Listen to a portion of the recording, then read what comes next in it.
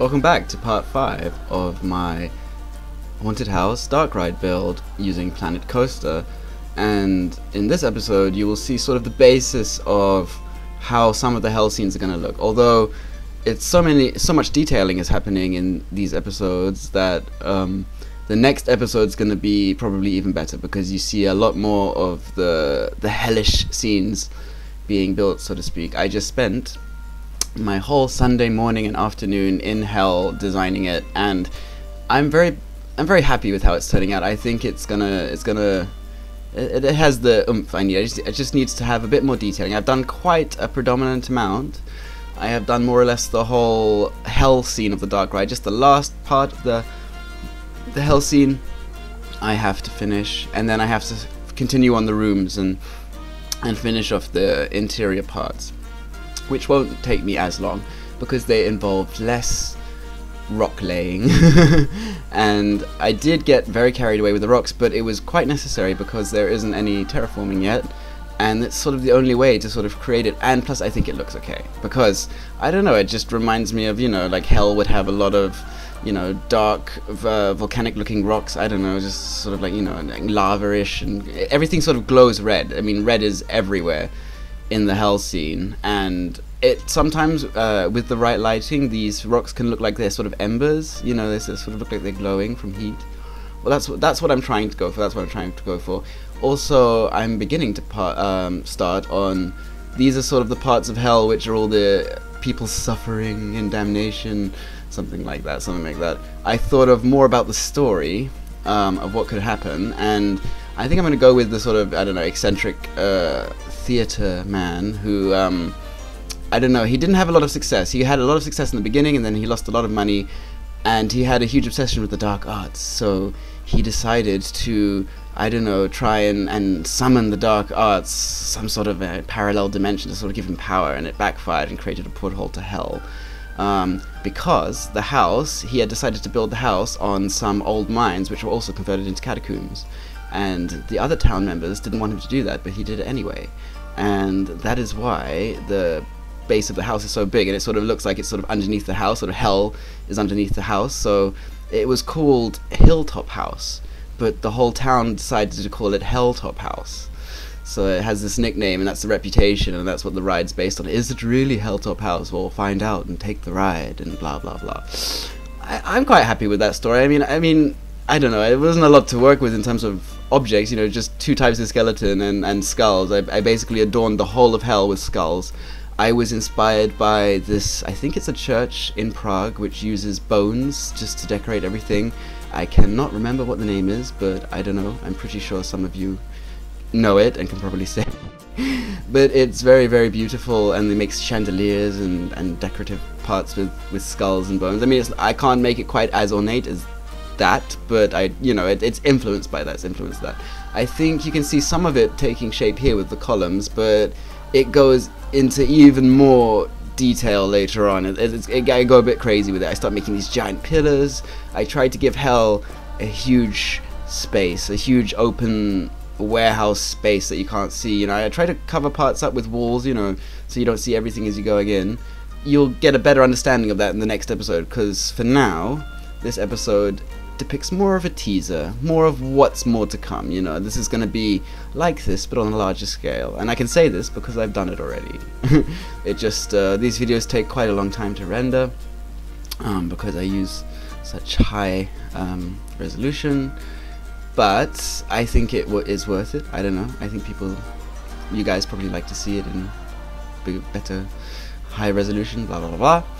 So, that's about it. That's basically what you're going to see in this part, and the next part, I know I keep saying this, that the next part's going to get better, but it's getting better and better, because more and more of hell is being created, and I really think I don't know, it looks like a sort of depiction of hell, sort of, you know, that I don't know, suffering and red and hot, and, you know, it's that one type of hell. There are many types of hell that can be depicted. I don't know, maybe you're a bit influenced by some of the work by Geiger with his faces and morphing, sort of psychedelic Geigery stuff. I don't know, but you will see more of that in the next episode, because for now I have said pretty much everything. And yeah, okay, as you can see here, I tried to use a bit of yellow lighting, but no, it's all red. Everything inside hell is red. It's the only way it's gonna work. And I hope that is enough to tickle your fancy for the next episode. I will see you in part 6.